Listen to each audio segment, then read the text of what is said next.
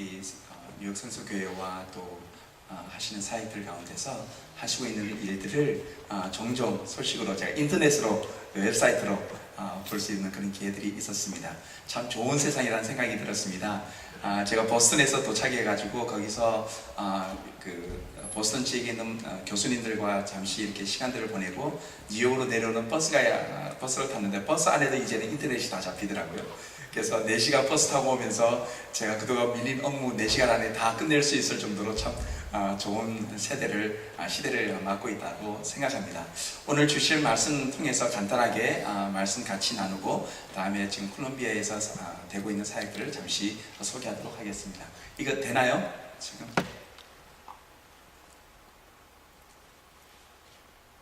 예. 저희 가족입니다. 저희가 떠날 때는 그냥 졸망 지금 어떻게 되죠? 중학교 1학년 아니죠, 초등학교 6학년 중학교 1학년, 초등학교 6학년, 그다음에 초등학교 4학년 이렇게 졸망졸망 데리고 왔는데 그동안 아이들이 벌써 다 컸습니다.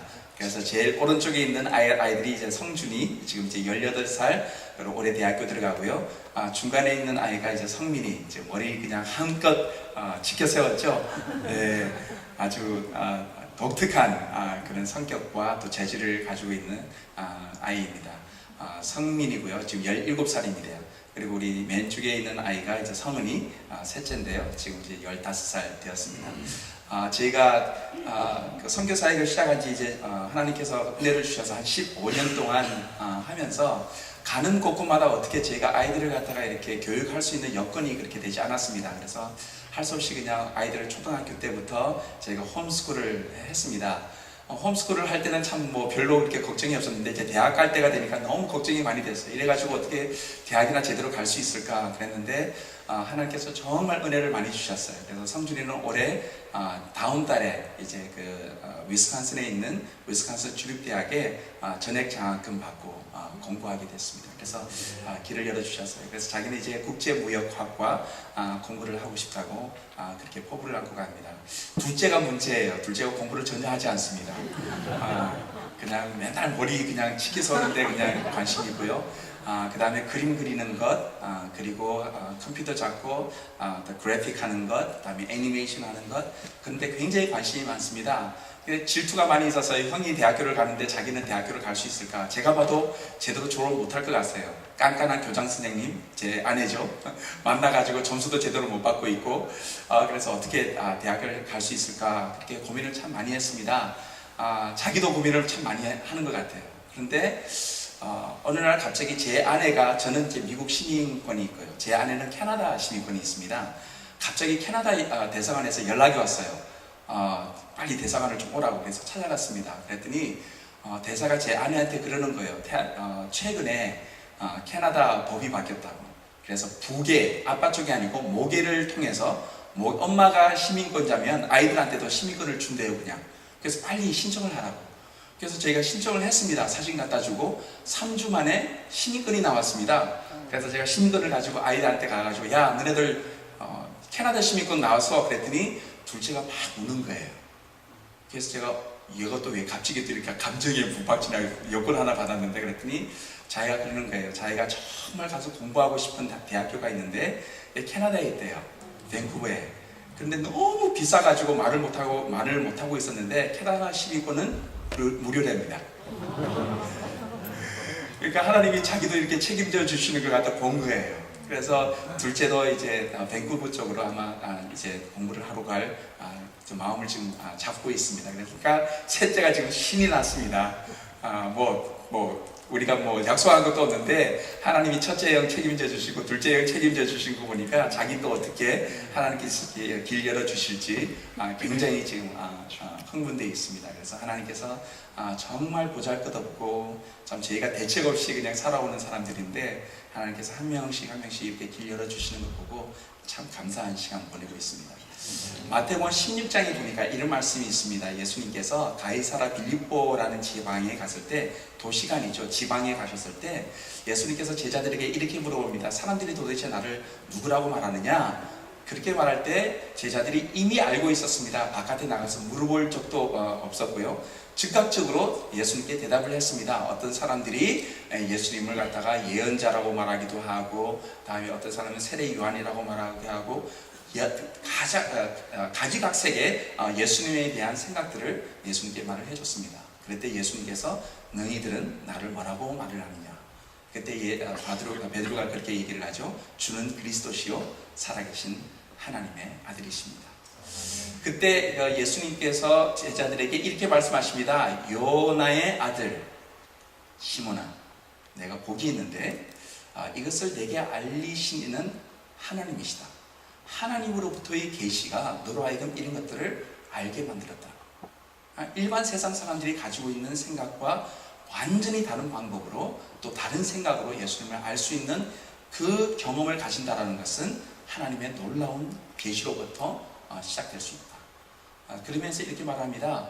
바로 이 신앙 위에다가 내가 내 교회를 세울 것인데 음부의 문들이 이것을 감당하지 못할 것이다. 너희들이 여는 곳마다 모든 것이 열릴 것이고 너희가 닫으면 그것도 닫히게 될 것이다 라는 예수님께서 제자들에게 그러한 약속을 주셨습니다. 잠시만요.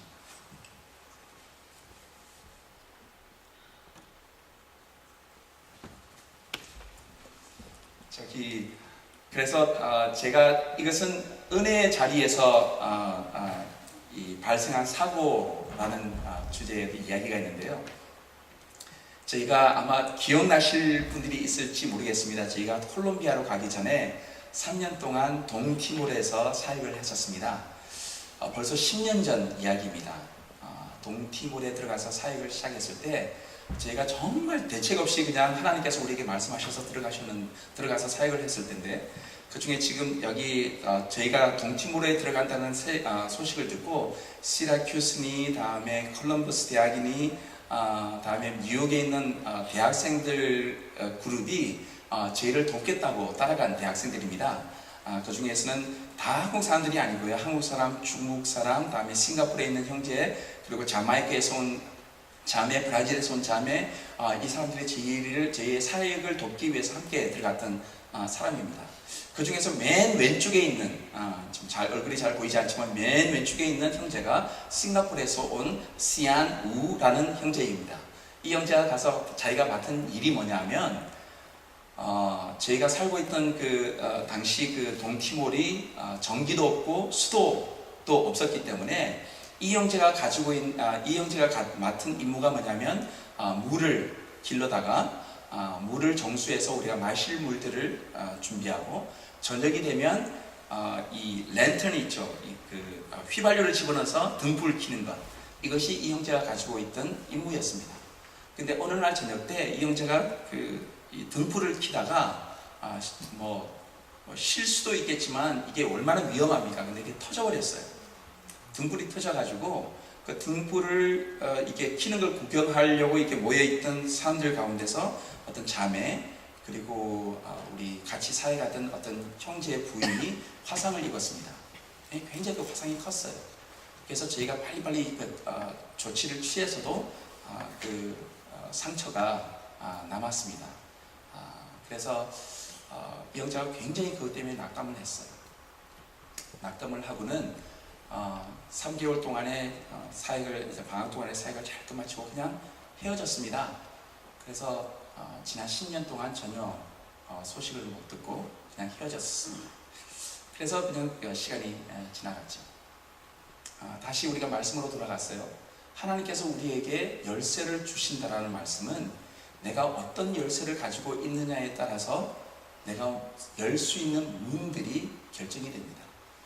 그것이 우리의 인생에 어떠한 경험이든 어떠한 은사든 내가 잘할 수 있는 장점이든 그것은 내가 가지고 있는 그 열쇠를 통해서 열 수 있는 문들이 반드시 있다라는 것을 우리에게 말해주고 있습니다.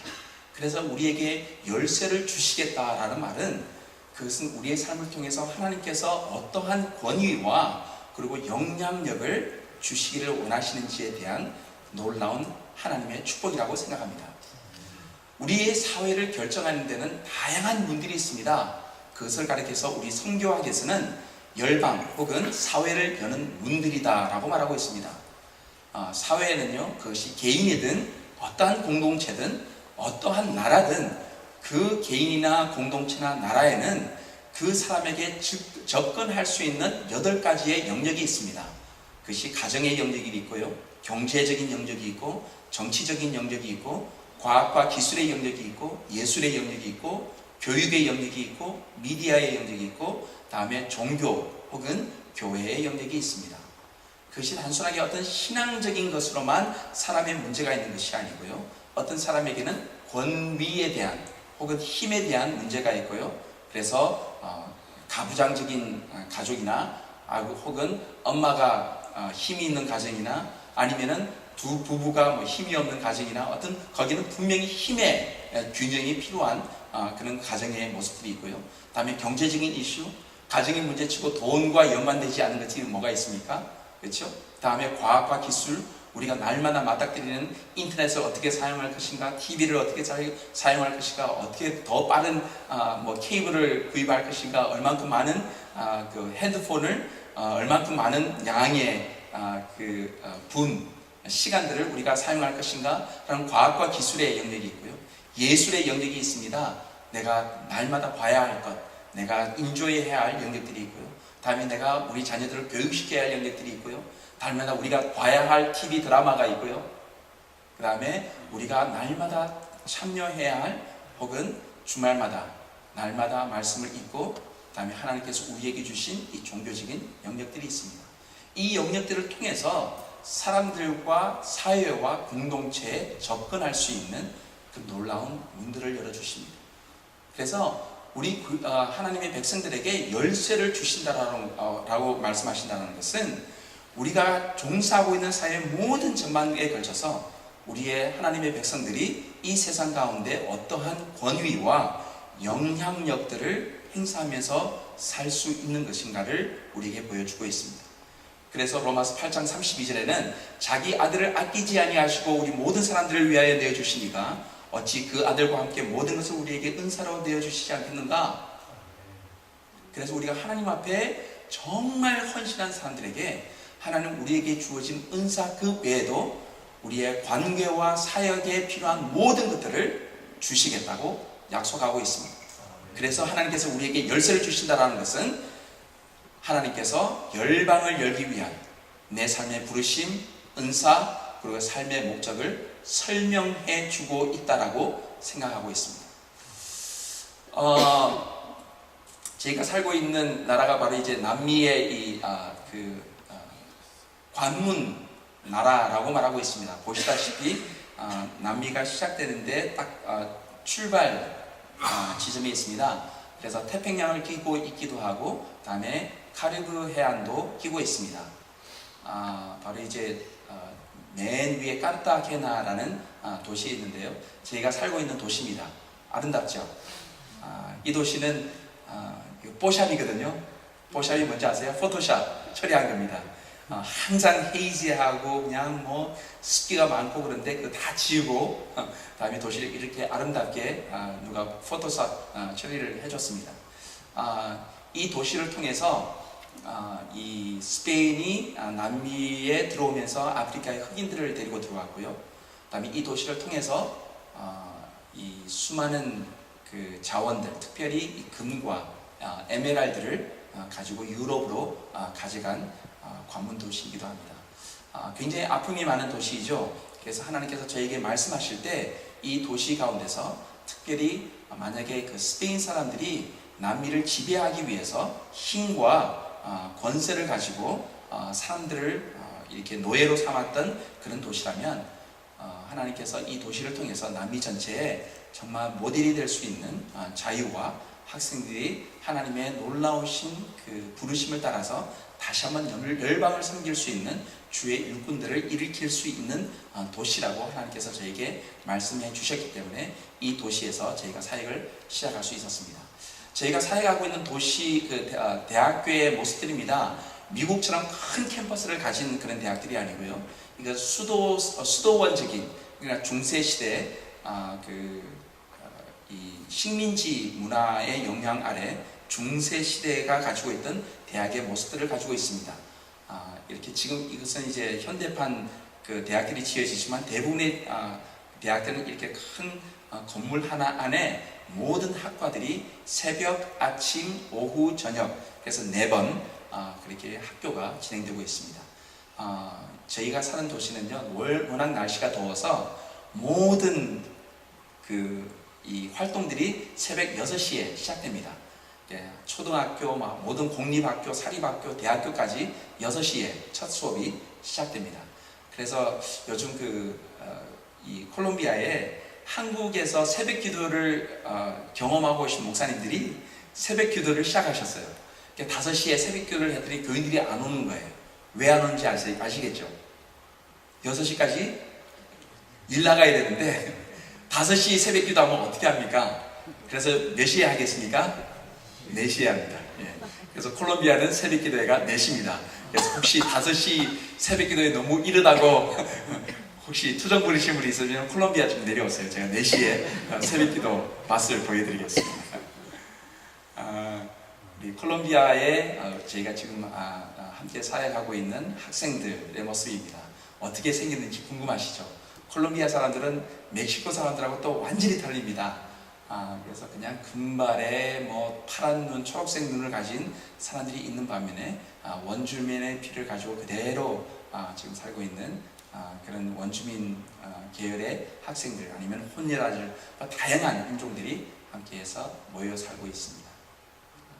다양한 우리 학생들의 모습들이고요.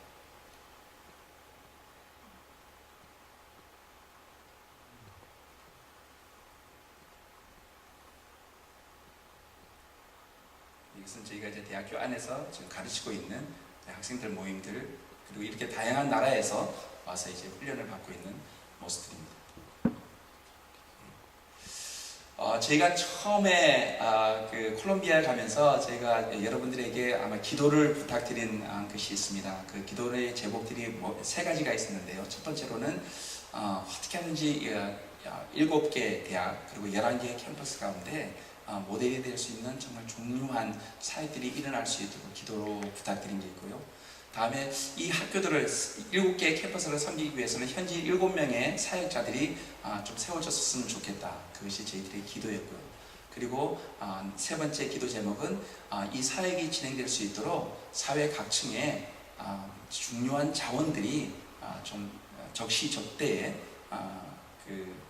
이것이 좀 적시적재에서 공급되었으면 좋겠다는 것이 저희들의 기도 제목이었습니다. 저희가 대학교를 섬기는데 대학교에 들어가서 학생들을 섬기면서 교수님들을 섬기면서 이렇게 물어봤습니다. 저희가 도와드릴 문제가 있겠습니까? 그렇게 물어봤더니 교수님들이 제게 그러는 거예요. 다른 거는 모르겠는데 학생들이 굉장히 문제가 많대요. 그래서 어떤 문제가 있습니까? 그랬더니 컨닝하는 게 문제래요. 옛날에 요즘도 그렇죠. 한국에서는 부모들이 학생들을 자녀들을 대학교에 보낸 다음에 학비 되느라고 집 팔고 논 판 그런 시절이 있었습니다. 한국에서. 지금 꼭 그렇습니다. 대학교에 아이들을 보낸 다음에 부모들이 진짜 집 팔고 논 팔아서 학비를 댑니다. 근데 이 아이들이 학교에 가서 공부를 잘 못해가지고 만약에 시험 성적이 나쁘면 그것처럼 집안에 망신이 없어요. 그러니까 어떻게 하든지 점수를 잘 받아야 돼요. 공부는 안 했고 점수는 잘 받아야 되니까 뭐 하는 거예요? 참나 컨닝을 하는 거예요. 이 컨닝 문화가 이거는 이렇게 안 돼요. 컨트롤이 안 돼요. 그러니까 교수님들이 조교를 4-5명씩 몽둥이 들고 진짜 대학교에서 말이죠. 그렇게 걸어다녀요. 그런데도 그냥 다 하는 거예요. 그래서 자기네들이 너무너무 이것 때문에 그냥 여러 가지 수를 써봤지만 이 컨닝 문화가 안 없으신다고. 그러면서 저에게 너네들이 할 수 있으면 해봐라. 그래서 저희가 기도를 했습니다. 그래서 기도를 하면서 하나님 이거에 대해서 우리가 좀 지혜를 주십시오. 그래서 시작한 것이 뭐냐면 그 나라 말하면 인테그리달 이 오네스티가 좀 비슷하죠. Integrity and Honesty. 그래서 정말 정직한 정직 운동을 시작하게 했습니다. 그래서 붙이는 카드 하나를 만들었습니다. 그래서 여기 이제 스페인 말로 그렇게 써 있습니다. 나는 21세기 대학생으로서 나에게 주어진 학문들을 정말 정직하게 내가 학문하고 그것을 쓰기로 내가 다짐한다. 그래서 거기는 사인을 하지 않고 저 네모짜리 안에다가 지장을 찍습니다. 아직도 지장 문화거든요. 그래서 저희가 이제 그 대학교 안에서 이렇게 상을 준비하고 저희 캠페인을 벌입니다. 그래서 학생들이 찾아가가지고 이제 홍보를 시작하고, 이게 이제 시험 때가 되면 저희가 이렇게 큰 행사를 벌입니다. 그래서 학생들을 모아다가 저희가 막 비디오도 보여주고, 다음에 노래도 가르쳐주고, 다음에 학생들에게 홍보를 한 다음에 그 카드에다가 자기 이름 적고, 다음에 지장 찍고, 그것을 떼서 탁 붙이고 들어가는 거죠. 우리는 그냥 사람들에게 좀 경각심만 좀 일깨워주자, 그것이 그냥 목적이었어요. 그랬는데 이게 한 1년, 2년 지나가면서 이상한 문화가 됐어요.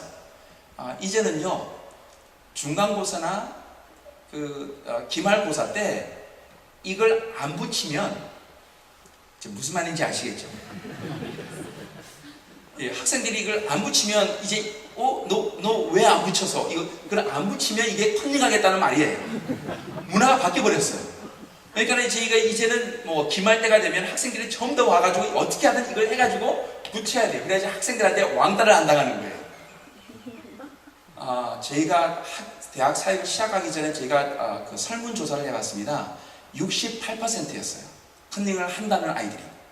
그래서 저희가 2년이 딱 지난 다음에 작년 초에 저희가 다시 설문을 했습니다. 28%로 떨어졌어요. 그러니까 교수님들이 너무 시험 분위기가 틀려진 거예요. 그리고는 교수들이 너무 학생들이 시험 분위기가 틀려지니까 교수님들이 그냥 시험지 주고, 옛날엔 조교 4-5명씩 데리고 들어왔는데 그냥 시험지 주고 교수님이 나가는 거예요. Honors Test. 너네들이 정직하게 하겠다면 나도 너네들을 믿겠다. 그럼 그런 문화가 생겼어요. 그러면서 저에게 찾아왔어요. 도대체 우리가 지난 수십 년 동안 이 컨닝 문화를 없애려고 그렇게 노력을 했는데도 안 됐는데, 너네들이 누군데 와가지고 이렇게 짧은 시간에 이렇게 학생 문화가 바뀌냐. 그래서 저에게 대학의 문들이 열렸습니다. 내 학교 들어가가지고 학생들에게 저희가 성경을 기반으로 한 정직과 하나님의 성품과 대학의 역사와 대학의 역사는 성경적인 성경에 기반을 두고 있거든요. 이건 세상 그 기관이 아니었고, 그 대학은 하나님께서 이 땅 가운데 하나님의 사람들을 훈련하기 위한 하나님의 기관이었습니다. 그런 대학의 역사나 어떻게 학문을 할 것인가, 어떻게 전공을 선택할 것인가, 실질적인 문제들을 가지고 우리 학생들을 훈련하기 시작했습니다. 학교에서 너무 좋아하게 됐어요. 그래서 지금은 지금 이제 6년이 들어갔는데요. 지금은 이제 저희가 모든 대학교 11개의 캠퍼스 안에서 저희가 학생들을 대상으로 신입생부터 시작해서 대학교 졸업하는 학생들까지 매주 저희가 성경 말씀을 기반으로 둔 훈련 프로그램을 진행하고 있습니다. 그리고 학생들이 와서 저희 훈련 프로그램을 받으면요, 학교에서 학점도 줘요. 그 정도로 하나님께서 저에게 학교의 문을 열어주게 만드신 사건이었습니다. 아르켈리아 오로스카라는 자매입니다. 올해 27살 된 연극 영화과 4학년에 재학 중인 자매입니다. 나이가 참 많죠. 27살이 됐는데, 그럴 이유가 이 자매는 굉장히 가난한 집안에서 태어났습니다. 지금도 그 흙바닥에서 그 매트리스 하나 깔고 자고 있는 자매예요. 굉장히 가난한 자매예요.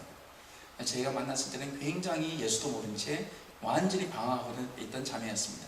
제가 예수를 전하고 예수를 믿고 삶이 변화됐어요.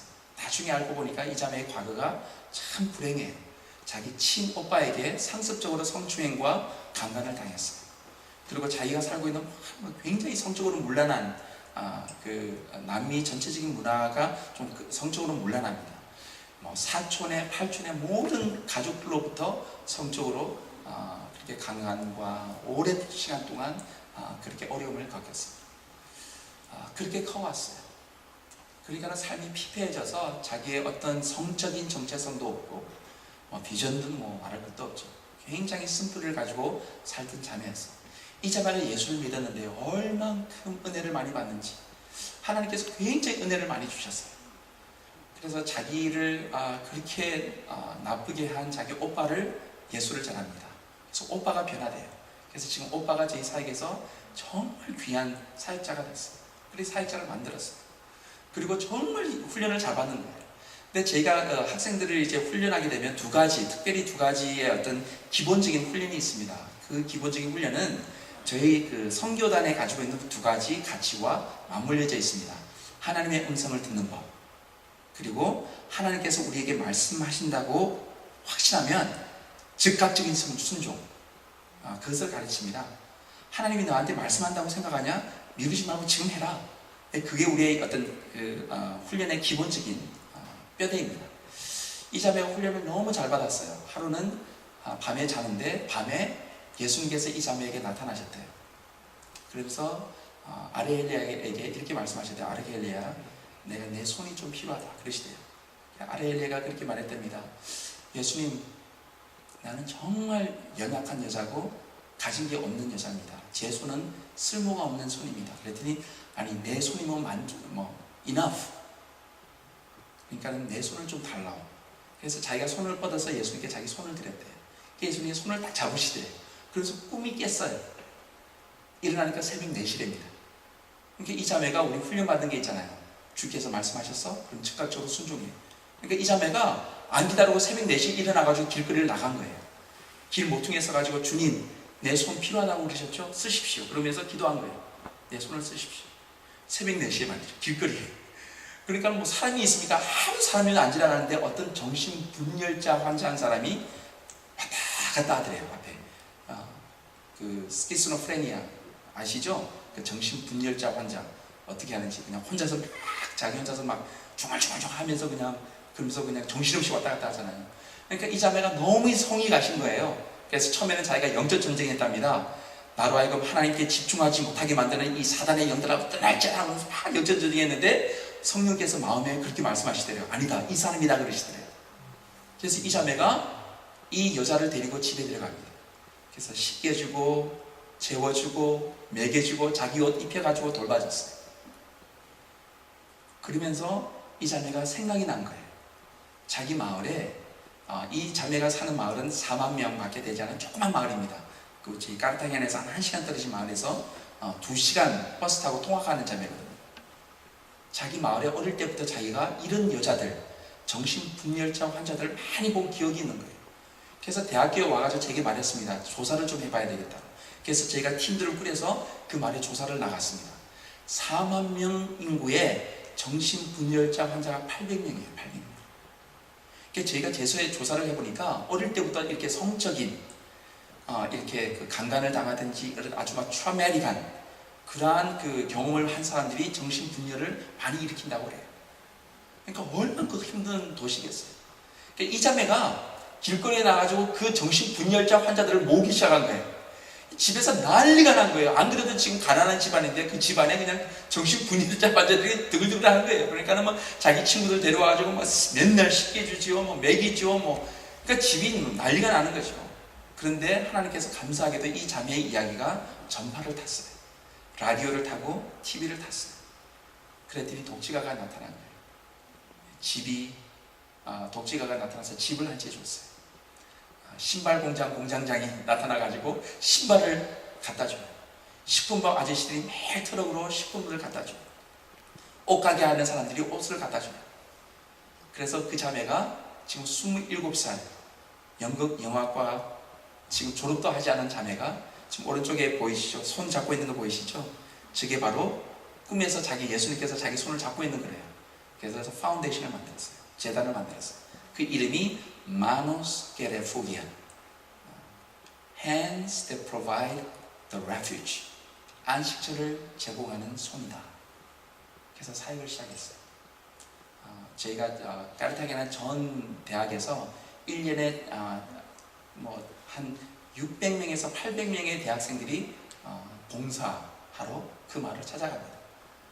이 자매 한 명의 새벽 4시에 주님께 음성 듣고 순종한 그것이 3년이 지난 다음에 지금 굉장한 마을의 변화를 이 자매가 일으키고 있어요.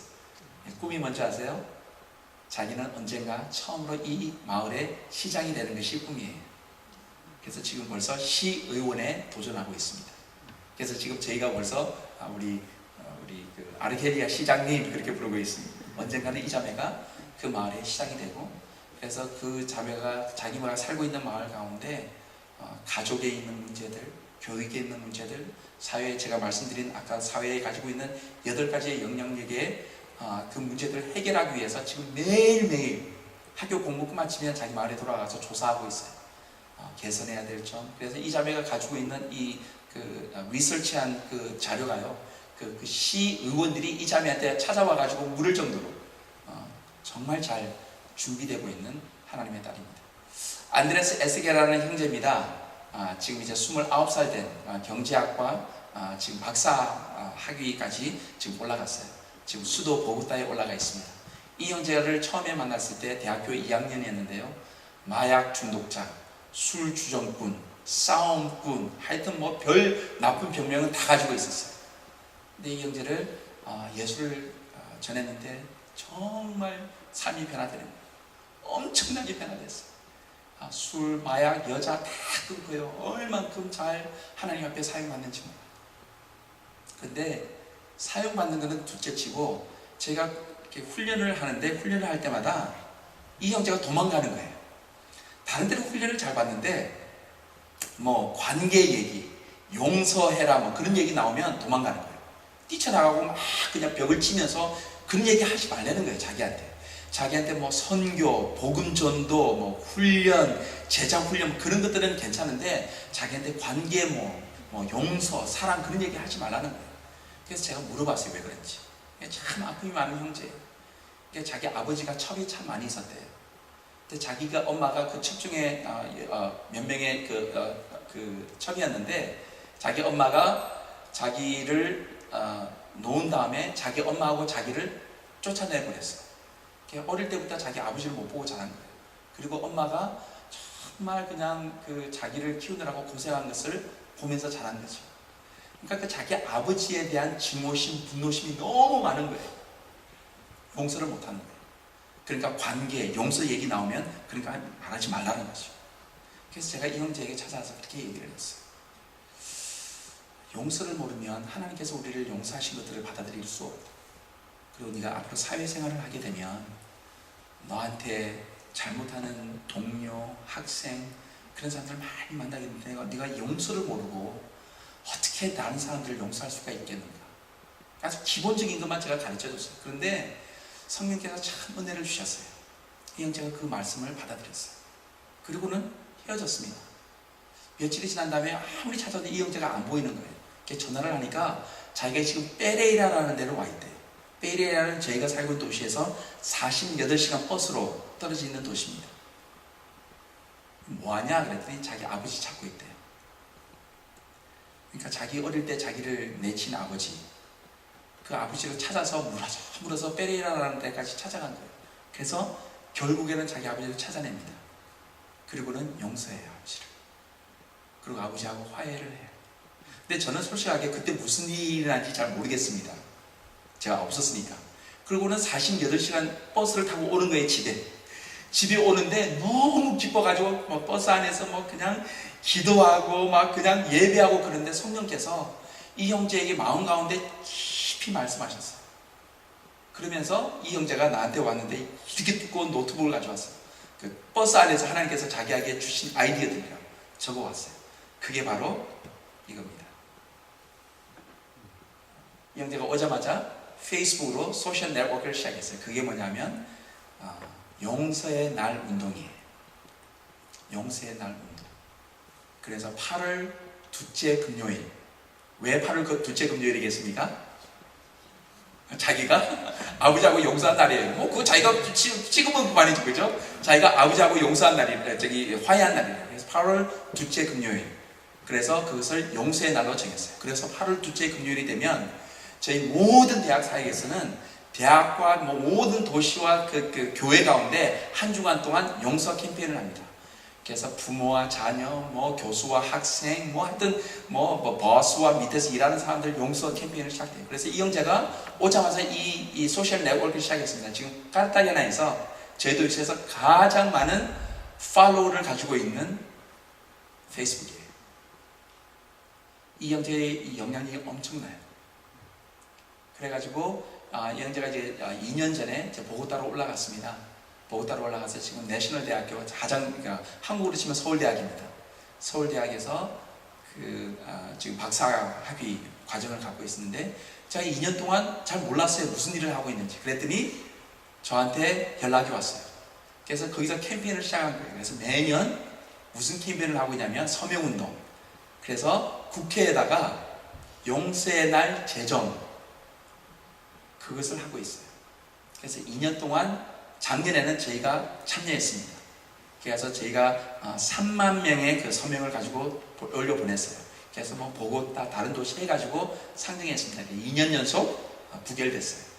근데 뭐 상관하지 않습니다. 올해 또 지금 하고 있어요. 그래서 이영재의 비전은 언젠가는, 왜냐하면 이영재가 그렇게 말하는 거예요. 캐톨릭 국가이기 때문에 성자의 날이 많습니다. 굉장히 휴일이 많이 있습니다. 그런데도 그 어떤 성자도 용서를 말하는 성자가 없어요. 그래서 자기는 정말 자기처럼 깨어진 가정 가운데서 자라는 자녀들이 꼭 자기 부모와 화해했으면 좋겠다. 그것이 이영재의 꿈이에요. 그래서 이영재는 자기가 이 용서의 날 제정운동을 시작해서 언젠가는 이 콜롬비아 가운데 용서의 날이 제정되는 것을 보기를 원하는 것이 자기 비전이다 말하고 있습니다. To stay hungry for God and sharing His heart to the nations. 저희가 대학생들에게 입버릇처럼 말합니다. 대학 졸업하기 전에 1년은 하나님께 드려라. 1년은 하나님께 좀 드릴 수 있으면 좋겠다. 대학교 졸업하기 전에. 그리고 가난하고 소외된 사람들 찾아가라. 가서 좀 살아봐라. 세상을 알아야 어떻게 섬길 걸 알지. 입버릇처럼 얘기하거든요. 근데 한 사람씩, 두 사람씩 그 얘기를 듣고 대학교 졸업하기 전에 이렇게 나가서 이렇게 뭐 선교도 하고 뭐 이게 뭐 몇 주가 아니고 1년 동안 나가는 일들이 지금 비일비재 지금 일어나고 있습니다. 그 사역에 물꼬를 튼 자매가 이 자매예요. 20불 가지고 사라졌어요. 부모가 자기 용돈 달라고 그래가지고 20불을 줬는데 편지 한 장 남기고 사라졌어요. 대강 편지의 내용이 이렇습니다. 저는 부모님께 대학을 졸업할 수 있는 학비를 요구하지 않습니다. 그보다도 제 가장 중요한 대학 시절에 저를 향한 하나님의 부르심을 마음껏 발견할 수 있도록 저를 축복하고 허락해 주세요.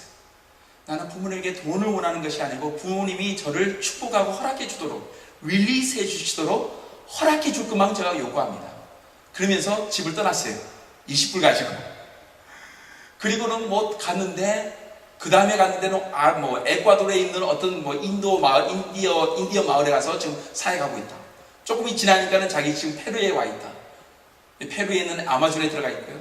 조금 있다가는 들으니까 볼리비아에 있는 산간 지방에 가 있고요. 조금 지나니까는 지금 칠레에 가 있고요. 지금은 티에라 데 푸에고, 불의 땅이라고 말하는 우수아이아, 전 세계에서 가장 남단에 있는 그 도시죠. 칠레 맨 밑에 있는 도시에 가 있어요. 지금 8개월 됐습니다. 그래서 올해 하나님께서 자기 그 땅 밑에까지 갔는데, 그러면서 자기가 거기서 돈 벌어가면서 그러면서 지금 여행하고 있어요.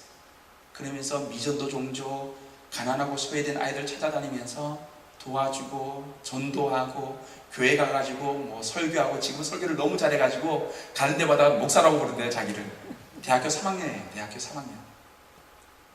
그래서 하나님께서 자기에게 말씀하셨대요. 그래서 지난주 화요일날 제게 이메일이 왔어요. 자기 지금 아프리카 가려고 준비하고 있다. 아프리카에서 마지막 4개월 동안 보내고 갈 테니까 계속 기도해달라. 이 자매가 떠날 때요, 부모가 이혼 서류 다 만들었어요. 이혼하려고. 근데 이 자매가 떠난 다음에 부모가 정신이 번쩍 든 거예요. 딸 애주중지하는 딸이 돈 20불 들고 그냥 집을 나갔으니까 이 딸을 위해서 기도하다가 부모가 다시 합쳤어요. 지난 8개월 동안 매일매일 부모가 딸 위해서 기도하는데 성령께서 임하시지 않겠습니까? 그 가정 가운데 하나님께서 은혜를 주셨어요. 지금 너무너무 열심히 신앙생활 하시고 기도생활 하시고 볼 때마다 저를 위해서 기도해 주시고 자기 딸 위해서 기도해 달라고 그러고, 이 기도의 부모가 됐어요. 그래서 자기가 그걸 본 거예요. 자기가 하나님 앞에 헌신하니까, 옛날에는 자기 부모 때문에 맨날 고민스러워가지고 자기 부모 이혼하지 못하게 해달라고 부탁했는데, 자기가 하나님께 그냥 헌신하고 맡기고 그냥 자기가 하나님 뜻대로 살겠다고 한번 결정하고 나니까 하나님께서 그거 해결해 주셨어요. 이제 너무너무 지금 확신에 차서 지금 가고 있어요. 그런다니까 우리 어떤 다른 사역자가 자매가 제게 찾아와서 하나님께서 자기도 아르헨티나 말씀하셨대요. 이 대책이 없는 거예요. 그래서 뭐 말씀하셨으면 순종히 해봐라. 그랬더니 이 자매는 막 기도를 하는 거예요. 기도를 했는데 재정이 안 생기는 거예요. 그래서 내가 휴, 다행이다. 이 자매까지 막 이렇게 가면 이거 제가 뭐 사람들한테 완전히 그냥 막 이렇게 막 문매 맞겠는 거예요. 근데 이 자매가 하루는 쟤한테 너무 신나가지고 찾아온 거예요. 뭐라고 그러는지 아십니까?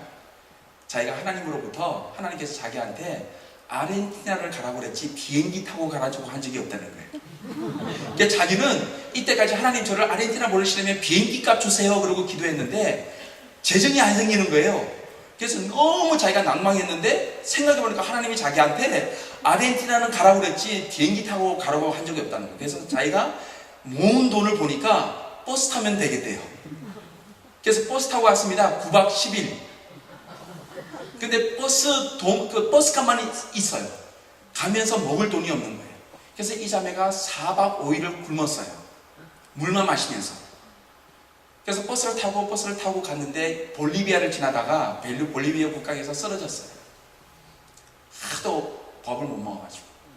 그러니까는 이 국경에서 국경 심사하는 그 경찰들이 보니까 콜롬비아에서 왔어. 근데 그 국경 앞에서 쑥 쓰러지니까 이거 분명히 마약 중독자들이야. 그래서 감옥에 집어넣었어요. 이틀 동안. 그리고 옷 홀라당 벗겨가지고 다 조사를 한 거예요. 여자로서는 그런 수치심이 없죠.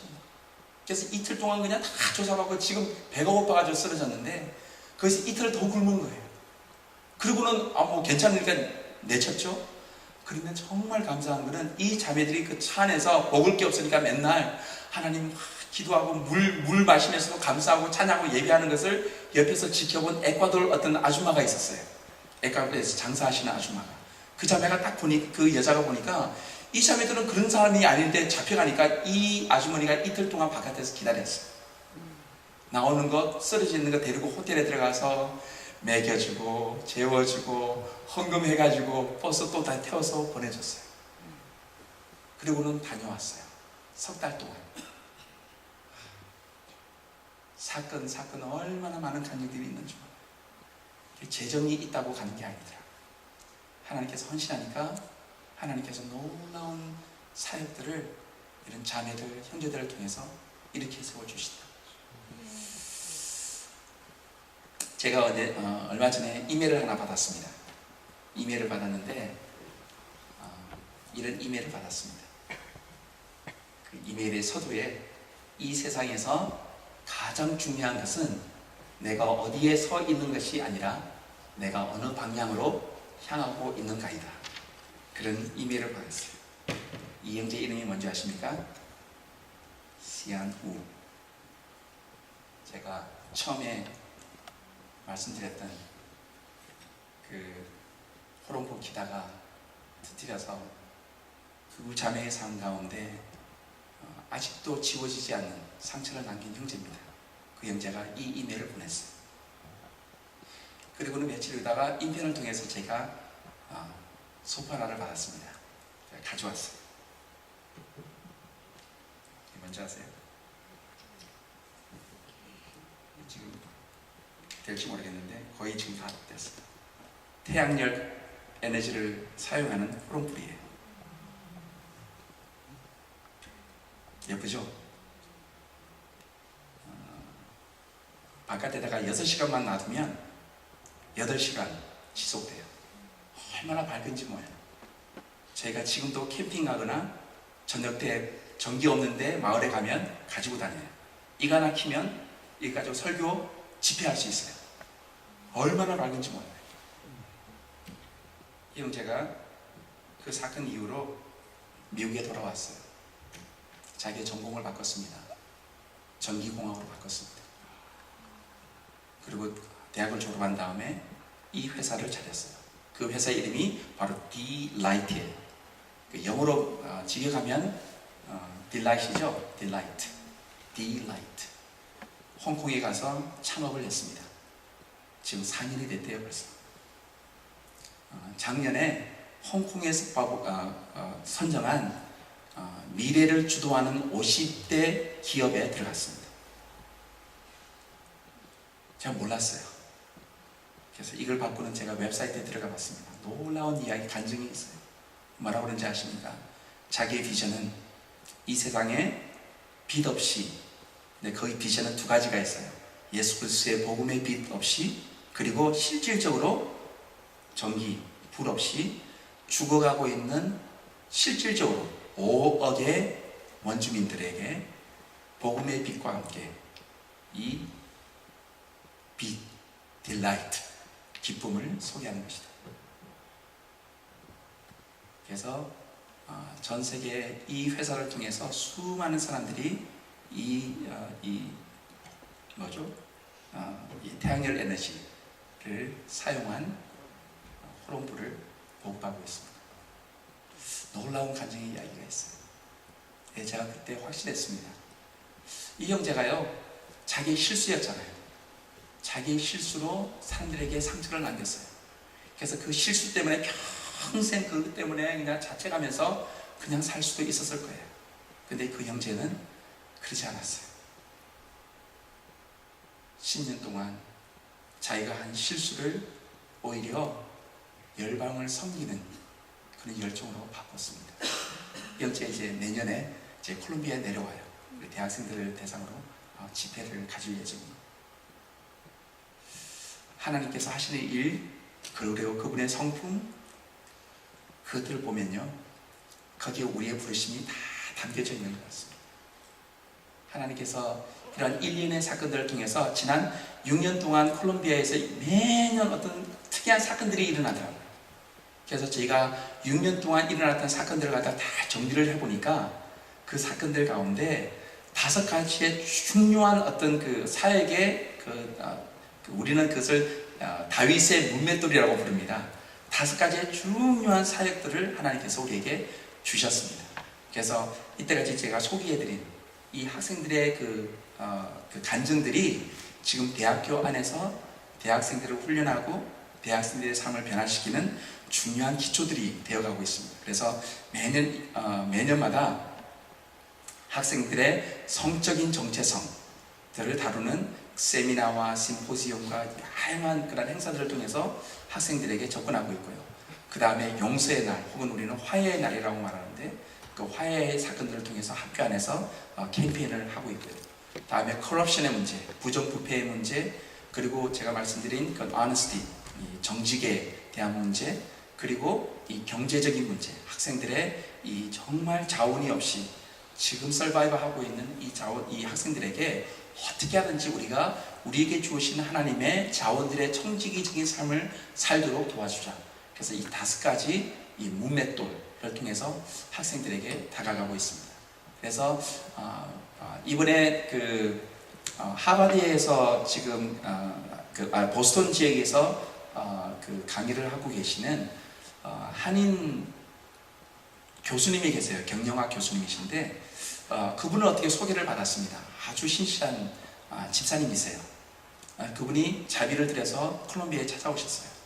그래서 저희가 마침 미국하고 콜롬비아하고 FTA 자유무역 협정이 지금 진행 중에 있습니다. 그리고 한국하고도 지금 진행 중이거든요. 그래서 그와 관련된 이 경제학 혹은 경영학 심포지엄을 열었습니다. 정말 놀라운 반응이 있었어요. 반응이 너무 좋았는데 더 놀랐던 것은 콜롬비아에 있는 대학에서 이 교수님을 이미 다 알고 있는 거예요. 왜냐면 그 정도로 제가 몰랐습니다. 굉장히 세계적으로 유명한 교수님이세요. 근데 그분이 정말 겸손하게 자기가 그냥 비행기 타고 내려오셨어요. 저 한 주간 시간이 있는데 좀 내려와가지고 강의 좀 해드리겠다고 해서 강의를 하고 갔습니다. 너무 강의가 좋았어요. 그리고 자기 간증도 해주시고. 그래서 일주일 동안 그냥 모든 대학에서 강의를 다 했었습니다. 그리고 시장이 주최한 중소기업들까지 다 모여가지고 저희가 세미나를 열었습니다. 그러면서 이분이 저희 대학 사역을 보고 가시면서 그러시는 거예요. 여기 있는 대학생들을 정말 잘 훈련시키면 글로벌 리더십 트레이닝을 할 수 있겠다. 그런 말씀하셨어요. 이것이 우리에게 정말 하나님께서 확인해 주시는 그런 말씀으로 우리에게 들렸습니다. 가시면서 저를 보스턴에 초청하셨어요. 거기에 있는 교수님들이나 자기가 알고 있는 네트워킹 사람들 하고 있는 관련된 어떤 교수님들하고 좀 만남을 했으면 좋겠다고. 그래서 제가 당장 표 끊었습니다. 그래서 제가 보스턴 올라가서 그 교수님들 만나보고, 다음에 거기에서 있는 그 크리스천 그 교수님들 그 단체들 그리고 몇몇 교수님들 만나서 제 비전 같이 나누고, 그리고 지금 내려가는 길에 제가 교회를 방문하게 됐습니다. 그래서 하나님께서 우리에게 주신 말씀이 뭐냐면, 제가 3년 전부터 우리가 지금 하고 있는 사역들을 통해서 정말 콜롬비아 내에 정말 리더가 될 수 있는, 앞으로의 그 콜롬비아를 책임질 수 있는 리더십들을 훈련할 수 있는 그 글로벌 리더십 인스티튜트 혹은 센터를 만들기로 저희가 다짐을 했거든요. 그래서 하나님께서 우리에게 주신 말씀이 역대하 21장에 있는 말씀입니다. 이사갈 자손 중에서 시세를 알고 이스라엘이 마땅히 행할 것을 아는 우두머리가 200명이니 그들은 그 모든 형제를 통솔하는 자들이다. 다윗의 왕국이 시작되었을 때 모든 지파야에서 리더들을 내놨습니다. 3만 명, 10만 명. 그래서 거기에 모인 사람이 다윗의 왕국을 돕겠다고 일어난, 벌떼같이 일어난 청년들의 숫자가 30만 명을 넘습니다. 그런데 이사갈 지파는 200명만 내놔요. 그런데 이 200명을 역대하에서 설명하기를, 이 이사갈 자손 중에 이 리더들은 시세를 알고 다음에 이스라엘이 마땅히 해야 할 것을 아는 우두머리들이다. 리더들이다. 영어 성경은 더 재미있습니다. They knew the time and what to do. 시간을 알고, 자기가 살고 있는 시대를 알고, 자기가 분명하게 이 시대에 살고 있는 사람들이 무슨 일을 해야 될지 아는 사람들이다. 그 리더가 200명인데 그 사람이, 이 200명이 30만 명이나 되는 이 자원자들을 통솔했다. 그렇게 말을 하고 있습니다. 그래서 저희가 우리 이 글로벌 리더십 인스티튜트를 가르쳐서 앞으로 콜롬비아나 남미에 있는 모든 나라들 가운데 각 나라에서 200명의 그 네트워크를 할 수 있는 지도자들을 양성할 수 있는 글로벌 리더십 인스티튜트를 만드는 것이 하나님께서 우리에게 주신 다음의 프로젝트라고 우리가 결정짓고 지금 기도하고, 그리고 사람들과 자원들을 모으고 있는 중입니다. 그것이 하나님께서 이번에 우리 방문해 주셨던 그 이유택 교수님이라는 교수님을 통해서 우리에게 확인해 주시는 그런 귀한 계기가 되었습니다. 그 마지막으로 제가 그 예화 하나만 말씀드리고 마치겠습니다. 그 코끼리가 생쥐에게 찾아갔습니다. 생쥐에게 이렇게 말합니다. 생쥐야, 네가 살고 있는 마을을 네가 참 잘 알지? 그랬더니 생쥐가 제 마을은 꽉 잡고 있습니다. 위에, 밑에, 지하 제가 다 알고 있습니다. 그랬더니 코끼리가 생쥐에게 그렇게 말합니다. 그러면 나를 좀 데리고 네 마을 구경 좀 시켜다오. 그랬더니 생쥐가 그러는 거예요. 고개를 살랑살랑 흔들면서 그렇게는 할 수 없다. 자기가 마을에 들어가서 사는 것은 몰래 숨어서 갈 수 있지, 대낮에 나가면 사람들이 빗자루로 자기 잡아서 죽인다고. 그랬더니 코끼리가 그럽니다. 걱정하지 말라고. 내가 니랑 같이 갈 테니까 마을에 좀 같이 구경 좀 시켜달라고. 그랬더니 제가 그럼 마을 입구까지만 모시고 가겠습니다. 그랬더니 코끼리가 그렇게 하자고 그랬어요. 그래서 코끼리가 뒤에 쓰고 생쥐가 앞장서서 코끼리를 데리고 마을로 들어갔어요. 마을에 딱 들어가려고 보니까 마을에 사람들이 꽉 차 있거든요. 생쥐가 그냥 겁이 났어요. 그런데 마을 입구에 딱 들어가려고 그러니까 갑자기 마을 사람들이 자기를 보더니 다 도망가는 거예요. 그러면서 길들이 다 열려져 버렸어요. 그러니까 생쥐가 갑자기 우쭐해진 거예요. 야, 내가 이렇게 대단한 사람인 줄 몰랐는걸? 자기를 보면서 사람들이 다 도망가니까. 그런 겁니까? 마을 사람들이 왜 도망갔죠? 생쥐 보고 도망갔습니까? 생쥐 뒤에 누가 있죠? 코끼리. 제가 선교 사역을 15년, 16년 하다 보니까 제 마음에 교만이 들었어요.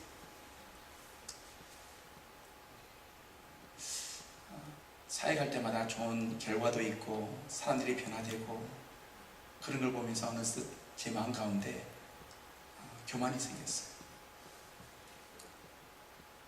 사회 가운데, 사역 가운데, 열방 가운데 막 문들이 열리는 것이 제가 잘해서 그런 줄 알았어요. 하나님께서 제게 찾아오셨어요. 네 때문에 열방의 문이 열리는 줄 아니? 내가 나의 사람들, 나의 자원들, 그것이 너에게 축복인 것 하나님께서 알게 해주셨어요. 내가 열 수 있는 건 아무것도 없더라고요. 그런데 온 땅과 하늘의 권세를 잡으신 하나님께서, 예수님께서 제게 그렇게 말씀하신 거예요. 가라. 가서 온 잭스들에게 나의 제자를 삼아다오. 내가 너와 함께 간다. 열방의 문이 열릴 수 있는 것은 내 혼자의 힘으로 열 수 있는 것이 아니고 내 뒤에 서신 코끼리 예수님, 그것 때문에 열방의 문들이 열리더라고요. 다 같이 읽겠습니다. 시작. 문들아 너희 머리를 들지어다. 영원한 문들아 들을지어다. 영광의 왕이 들어가시리라. 열방의 문들이 열릴 수 있는 것은 영광의 왕 만유의 주께서 우리와 함께 하시기 때문에 우리가 상상할 수 없는 것들을 상상할 수 있고, 우리가 품을 수 없는 것들을 품을 수 있고, 우리가 들을 수 없는 것들을 들을 수 있고, 우리가 볼 수 없는 것들을 볼 수 있다고 확신합니다. 하나님께서 우리 모든 성도인의 삶 가운데서도 동일한 성령의 임재하심과 말씀하심과 인도하심이 내가 생각할 수 없고 내가 전혀 불가능하다고 여기는 모든 관계와 사역의 문들 가운데 주께서 친히 열어주시고 내가 들어가는, 그래서 변화를 맛보는 그런 축복의 길을 예수님의 이름으로 축원합니다. 기도하겠습니다.